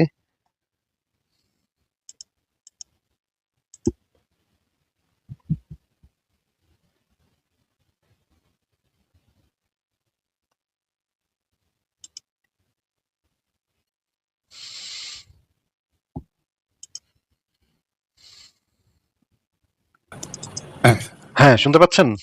হ্যাঁ, এখন শোনা যাচ্ছে আপনার কথা। আচ্ছা, আমি একটু ভিডিওটা ছাড়ি, আপনি একটু শোনেন, দেখেন শুনতে পান কিনা। বসে না, কিচ্ছু ভালো লাগে না। বিশ্বনবীর মনের ভেতরে হাহাকার। বিশ্বনবীর মনে হলো ডানে বায়ে এই দুনিয়ায় আমার মনে হয় কেউ না। আপনি কি শুনতে পাচ্ছেন? হ্যাঁ, এখন শোনা যাচ্ছে, এখন অলরাইট। আচ্ছা, তাহলে আবার একটু এই ভিডিওটা প্রথম থেকে শুনি।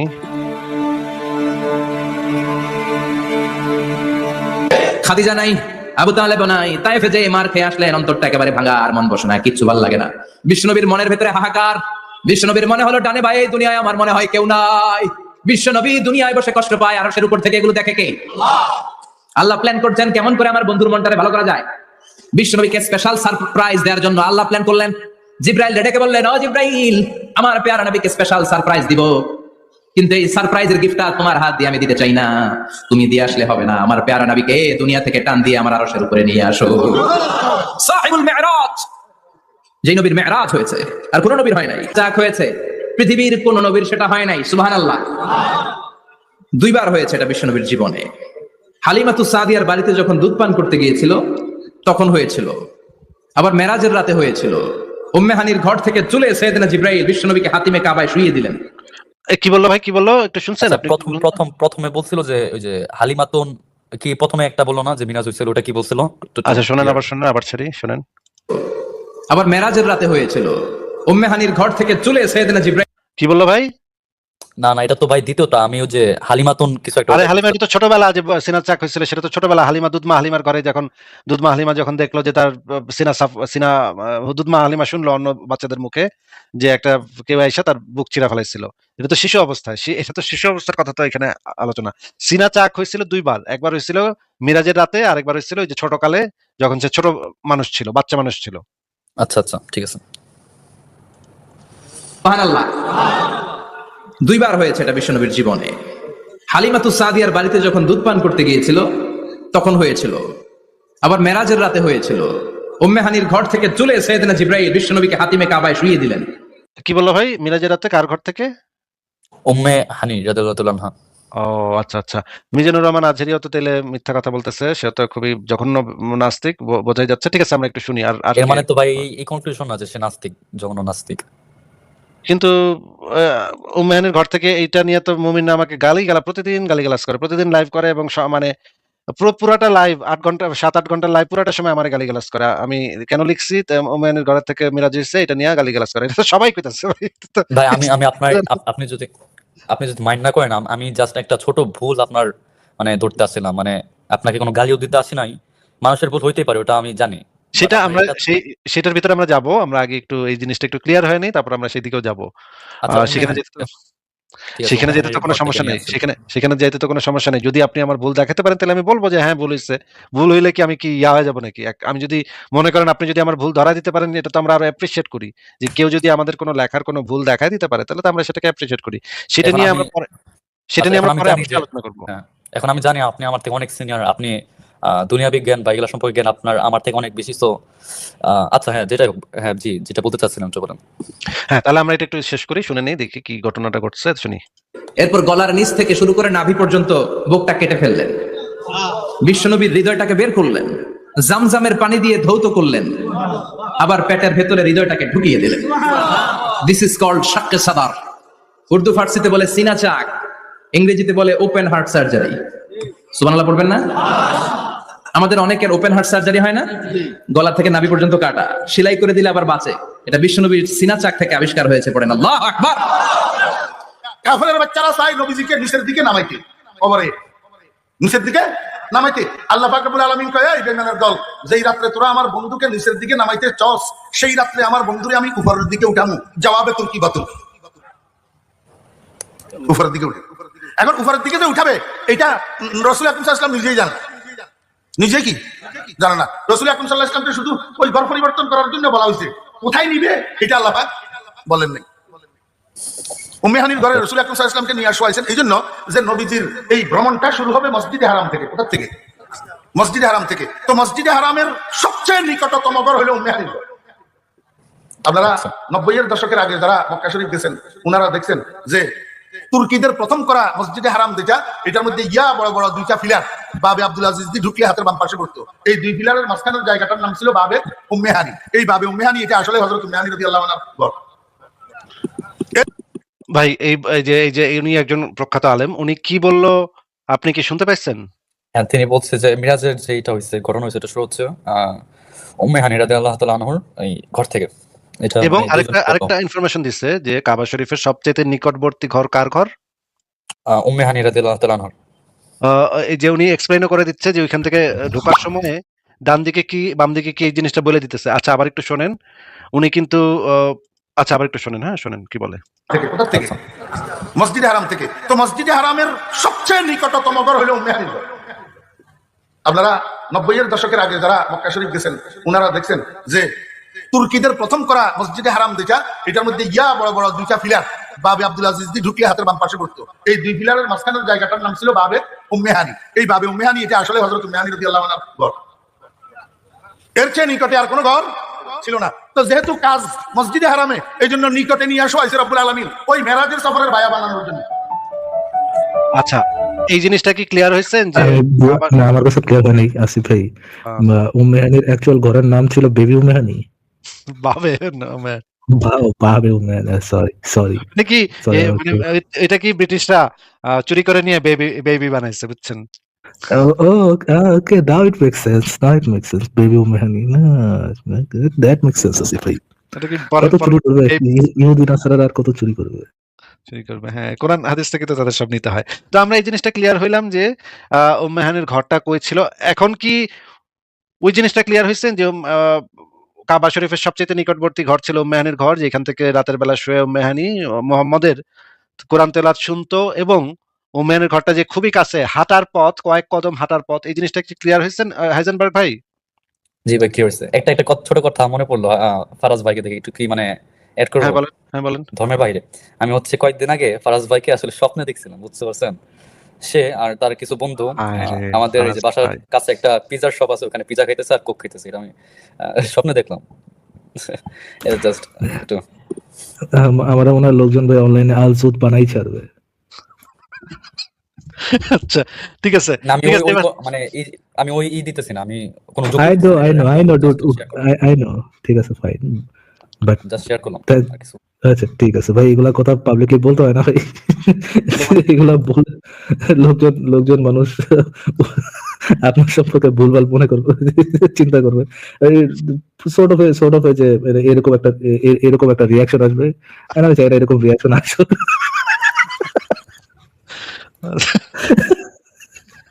সেই জন্য এসে কি টাইপের একটা কথা বলে গেছে। ঠিক আছে, anyhow we can move on. আসলে পিজা পছন্দ করেন? পিজা আর কোক? পিজা কোককে পছন্দ করে না, এটা খুঁজে পাওয়া মুশকিলই ব্যাপার। Dude, এই ধরনের কথা পাবলিকলি বলতে হয় না ভাই। আমি এইভাবে কথাবার্তা বলতে হয়। খুব একটা ভবিষ্যৎবাণী মাই গড, আর একটা ভাই প্রবলেম হইছে, জানি না আমরা শুনতে পাচ্ছি নাকি, বাট আমি আপনাদের কথা শুনতে পাচ্ছি না। আচ্ছা একটু রিলোড কথা শুনতেছেন? আচ্ছা উনি গেছে।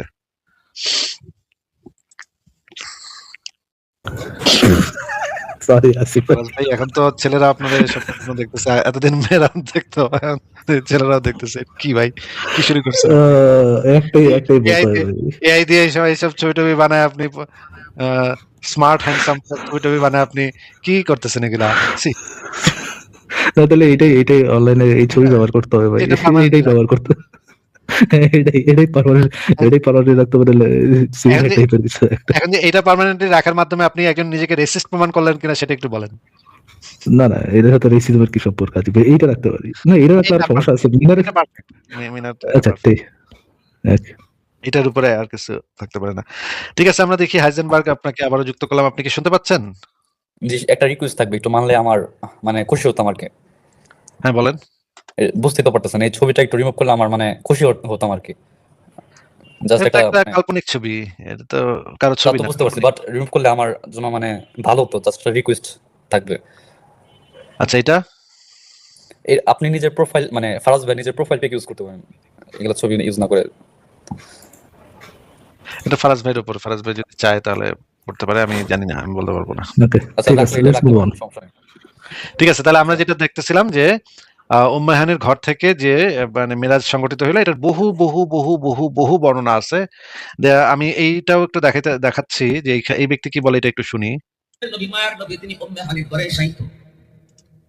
বাইতুল্লাহ, আল্লাহর ঘরখানা কাবা, এর পাশে উম্মেহানির ঘর। যেই জায়গাটার ভিতরে উম্মেহানির ঘর ছিল, এই জায়গাটা এখনো সৌদি আরবের সরকার হেরাম শরীফের এরিয়ার ভিতরে। আপনারা যারা গেছেন জানি না, হজে গেছেন না এখানে অনেকে। উম্মেহানির ঘর যে জায়গা থেকে আল্লাহ রসুলকে মেরাজ করানো হয়েছে, এই জায়গাটা হেরামের ভিতরে ঢুকাইছে, কিন্তু ওই জায়গাটার চিহ্ন হিসাবে খাম্বা যে আছে, খাম্বার প্লাস্টার করছে না। সব খাম্বাতে আপনি দেখবেন প্লাস্টার করা, টাইলস করা, কিন্তু এই খাম্বাটারে স্বাভাবিক রাখছে, কোনো কিছু লেখা নাই। সৌদি আরবের উলামায়ে কেরাম ওই বিশেষ বিশেষ উম্মেহানির খাম্বা। আলাদা কোনো সাইনবোর্ড লাগিয়ে রাখে না, ভয়, কারণ মানুষ যদি আবার বিদাতে জড়িত হয়ে যায়, আবার যদি অতিভক্তি করতে গিয়ে এখানে আবার অন্য কিছু করে ফেলে, এই জন্য হালকা হালকা কিছু ইশারা রাখছে, যেটা উলামায়ে কেরাম বোঝে।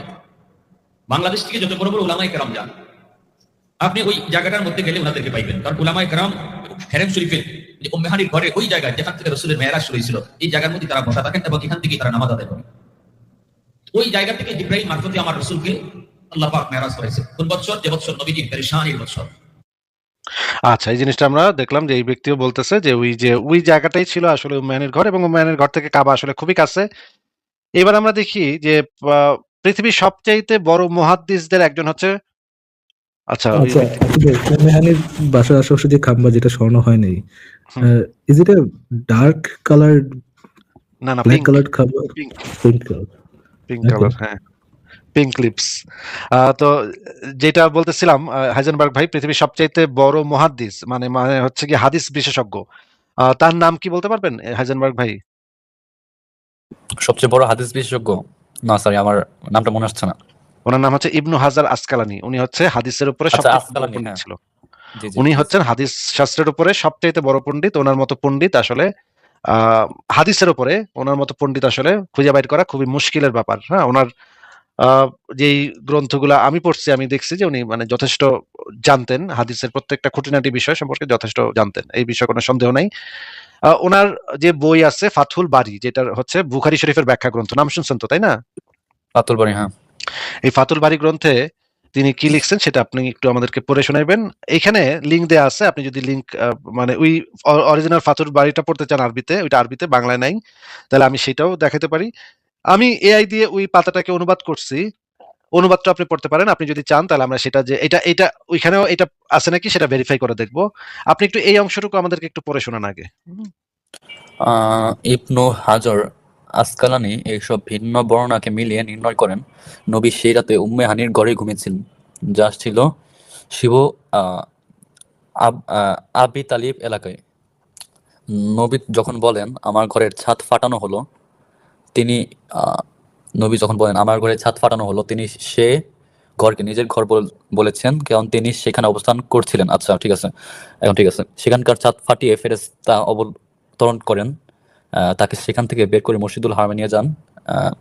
সেখানে তিনি তন্দ্রাচ্ছন্ন অবস্থায় শুয়েছিলেন।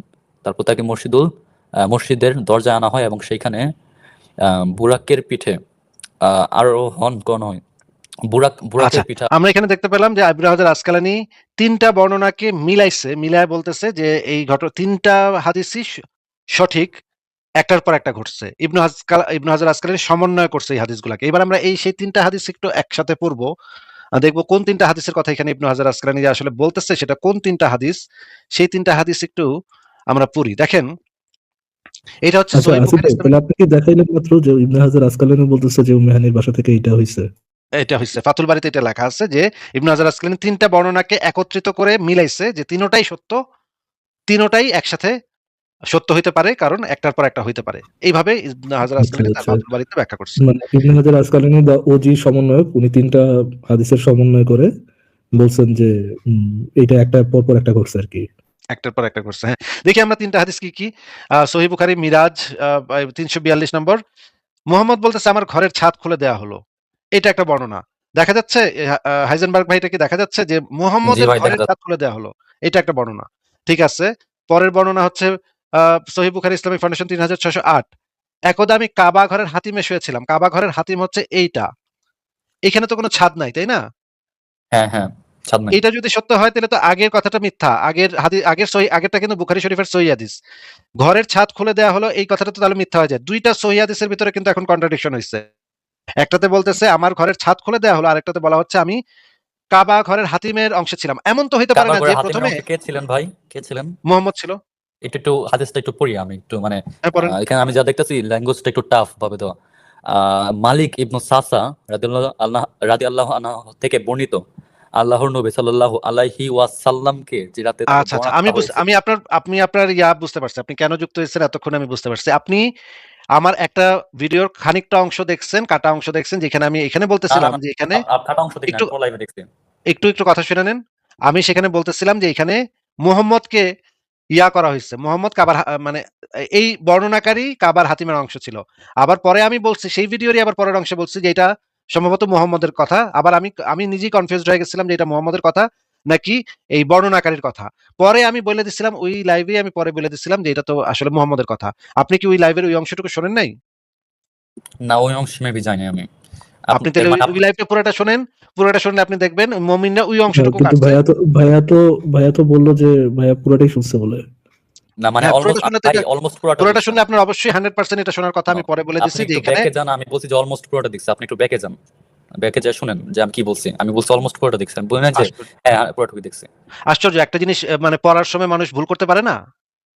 এর মানে আপনার ভুল হয়েছিল, এটা আরে ভাই ভুল ভুল তো হইতেই মানুষের পারে। হইতেই পারে। যেকোনো মানুষেরই ভুল হইতে পারে। আমি একটা ও হাদিস মাই গড আসিফ ভাই, আমি তো আসলাম আপনি আল্লাহর নবী, এই জন্য তো আমি আপনার সাগত হইলাম।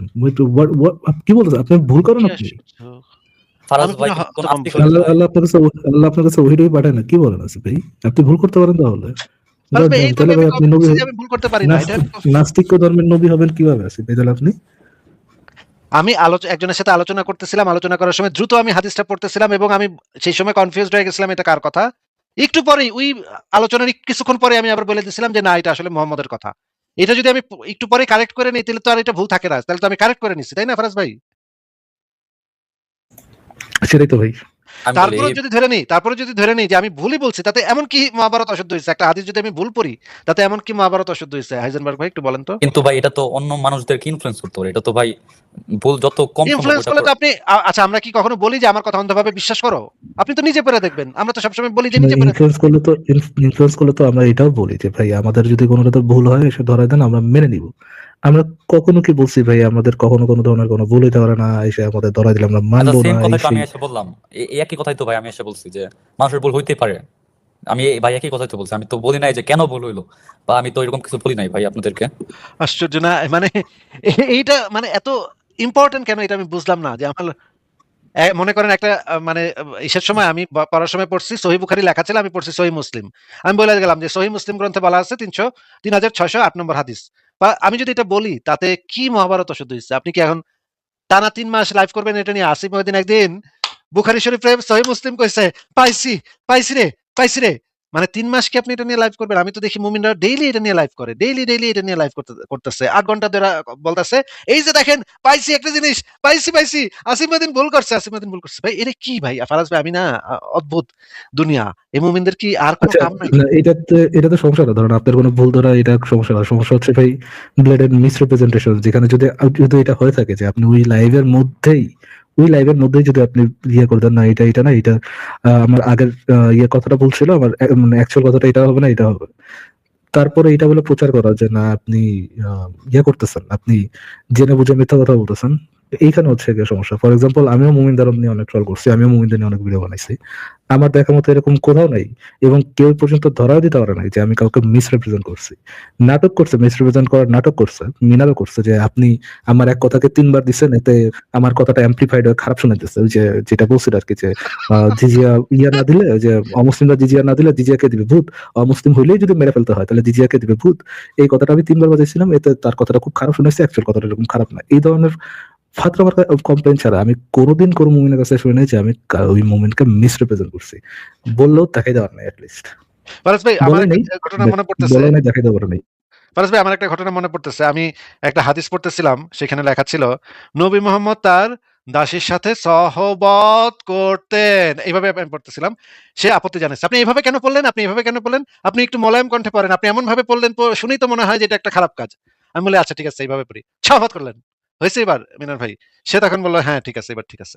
প্রিন্সেসই মানে নকরা ভাই, মাইক ভাই কেন তাকে প্রিন্সেস একটু বলে একটু যুক্তিটা যাই বলেন জানতে ভাই, পারি? যাই বলেন। যুক্তিটা প্রিন্সেস তারপর আপনি নিতে পারলে কি দিতে দাঁড়ান হবে ভাই, মানে একটু থামেন ভাই। আপনি প্রিন্সেস সম্পর্কে যাই বলেন ভাই, হালকা একটু মাইগামি তো আছে, প্রিন্সেসের মধ্যে আছে তাই। তা আছে। দাড়ি রাখলে তো আর ওইটা যায় না। যাই হোক, এটা থাকলে কোনো সমস্যা নেই। আমরা সবার সমান অধিকারে বিশ্বাস করি ফারাজ ভাই। এটা আপনার না, আমি কি বলছি গাজীব কথা যে মাইকা মানুষের জন্য তার অধিকার কম দেওয়া লাগবে, আমি তো ভাই আপনি মানে এভাবে কোনো এমন কিছু ভাবে বিশ্বাসী না। কিসের মানে খোঁচা দেওয়ার মতো করে বলতেছেন, এমন ভাবে কণ্ঠটাই আপনার তো এমন ছিল। তো তো এই যে ওরে হিমলেট বাবা, করার মতো ওরে বাবা, ওনার গরিবতার বালবে টান দিছি না ভাই, এটা আমারও হক আছে, আপনার একার হিমলেট হক নেই। করবেন না আপনি। একজন মানুষ সোজা যদি শব্দে এরকম কথা, হয় আমার তো যায় আসে না। প্রিন্সেসের উপর আমারও হক আছে, আপনার একার হক নেই। আপনি এত এত ইয়ে করেন না, হ্যাঁ আপনার একার জিনিসটা সেটা। এখন ভাগ্যকে খাবো না, ভাগ্যকে খাবো না, ঠিক আছে। আচ্ছা, আমরা একটু এটা ভাই দেখি কেন যে এই তাকে প্রিন্সেস বলেন, ওটা একটু ভাই আমার আচ্ছা ভাই, ভাই মাথা আমরা ঘুরে একটু যাচ্ছে ভাই। এটা একটু শেষ করে নিই, হ্যাঁ। পয়েন্টে থাকেন, এগুলো নিয়ে বহুত আলোচনা করছি, পয়েন্টে থাকেন ভাই। বুখারী শরীফের ২টা বলেন, সহিহ বলেন হাদিস ভাই। আমরা দেখলাম। একটাতে লেখা যে তিনি বলেছেন আমার ঘরের ছাদ খুলে দেওয়া হলো। আরেকটাতে লেখা আমি কাবা ঘরের হাতিমের অংশে ছিলাম। এই ২টা তো পরস্পর বিরোধী, তাই না ভাই? আচ্ছা, একদা একদা বলতে কি বুঝাইছে? মানে একদা মানে কোন? একদা মানে এক সময়। একটা দা, এক কথা মানে আর কি, এক কথা মানে একটা একদা দা। মানে এক সময়, তাই না? একদা আমি কাবা করে হাতির অংশে ছিলাম। আচ্ছা ঠিক আছে, জি বলেন। আচ্ছা ফারাজ ভাই, আমি ১ সেকেন্ড একটু আসতেছি, দাঁড়ান। আপনি একটু কথা বলতে থাকেন আচ্ছা ফারাজ ভাই, আচ্ছা আমি ১ মিনিটের মধ্যে আসতেছি। আচ্ছা, আপনি পড়তে থাকেন দুটো, হাইজেনবার্গ ভাই আপনি পড়তে থাকেন। কি পড়বো এখানে একটু? এক কথা আমি কাবা ঘরের হাতিমের অংশ ছিলাম, এখান থেকে আচ্ছা পড়েন। হ্যাঁ, একদা আমি কাবা ঘরের হাতিমের অংশে ছিলাম। কখনো কখনো রাবি কাতাদা বলেছেন হিজরে শুয়েছিলাম। আচ্ছা, একদা হঠাৎ মানে তো এক সময়, কাতাদা মানে কি?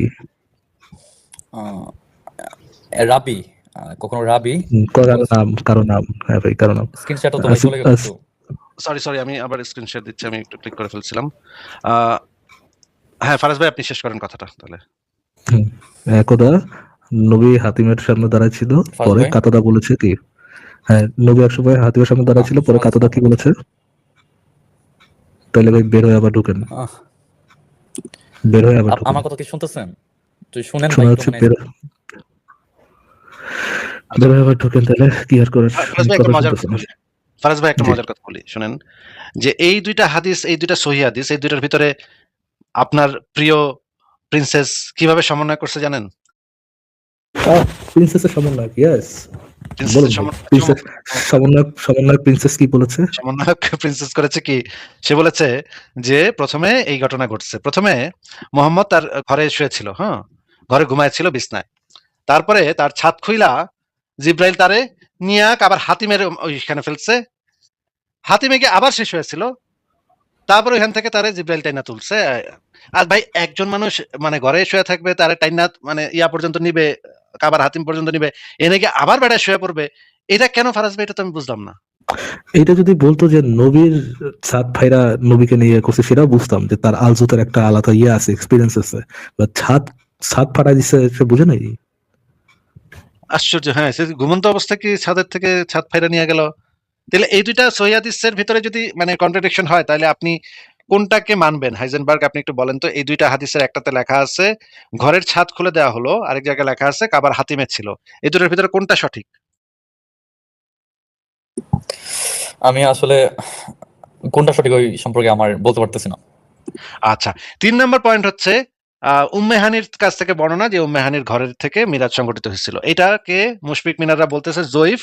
কিন্তু ইবনু হাজার আসকালানি, যিনি হচ্ছেন সর্বকালের সর্বশ্রেষ্ঠ মুহাদ্দিস, সে বলতেছে এই ৩টা কি একসাথে সমন্বয় করতে হবে। সমন্বয় করে বুঝতে হবে যে প্রথমে ছিল উম্মে হানির ঘরে, এবং সেই ঘরটা কি এই সহিহ হাদিসে আমার ঘর হিসেবে চিহ্নিত করা হয়েছে, কারণ মুহাম্মদ আগে ওই ঘরেই থাকতো। আবু তালিব, চাচা আবু তালিবের বাসায় যখন থাকতো তখন ওই ঘরেই মুহাম্মদ থাকতো। এই কারণে এখানে আমার ঘর, এখানে এই জিনিসটা বলা হয়েছে।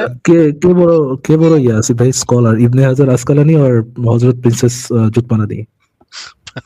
এটা তো আমিও জানি না যে ইবনে হাজার আসকালানি বড় মুহাদ্দিস নাকি মিনার বড় মুহাদ্দিস, এটা আমি জানি না ভাই। এটা মিনার ভালো বলতে পারবে। আপনার কাছে কি আপনি মনে তো হয়? মিনার ভাইয়ের কথা অ্যাকসেপ্ট করছিলেন ভাই, আপনি তো তার কথা না, অ্যাকসেপ্ট করছিলেন, না, এটা তো আপনি বলছেন। না, আমার ভিডিও